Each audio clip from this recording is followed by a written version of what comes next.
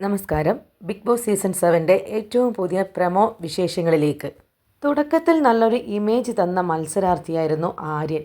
എന്നാൽ ഈയിടെ 1-2 ആഴ്ചയായിട്ട് വെറും കോമാളിയെ പോലെയാണ് ആര്യൻ്റെ പെരുമാറ്റം. നിരന്തരം അനുമോളെ ചൊറിയുന്നത് നമ്മൾ കാണുന്നുണ്ട്.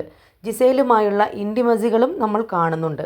പാൽക്കുപ്പി മെച്യൂരിറ്റി ഇല്ലാത്തത് കൊണ്ടാണ് എന്നൊക്കെ പറഞ്ഞ് ആര്യൻ ചെയ്ത കാര്യങ്ങളെല്ലാം തള്ളിക്കളയുമ്പോൾ ഇന്ന് ഹൗസിനകത്ത് ആര്യൻ ചെയ്ത കാര്യം വളരെ ഗുരുതരമായ ഒരു തെറ്റ് തന്നെയാണ്. അത് ചോദ്യം ചെയ്യപ്പെടണം. രേണു സുധിയെക്കുറിച്ച് അകത്തും പുറത്തും പല അഭിപ്രായ വ്യത്യാസങ്ങളും ഉണ്ടാവും. എന്നാലും അവർക്കൊരു വ്യക്തിത്വമുണ്ട്.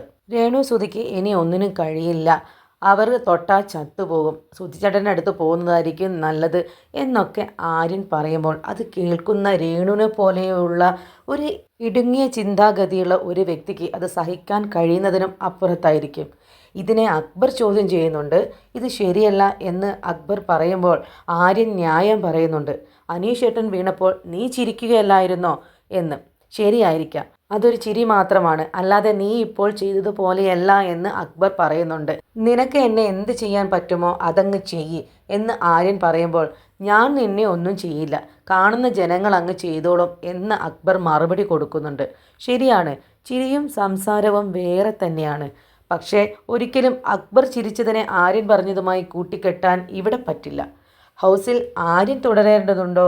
കമൻറ്റ് ചെയ്യണേ. കൂടുതൽ അപ്ഡേറ്റുമായി വീണ്ടും വരാം. ഈ ചാനൽ ഒന്ന് സബ്സ്ക്രൈബ് ചെയ്യണേ.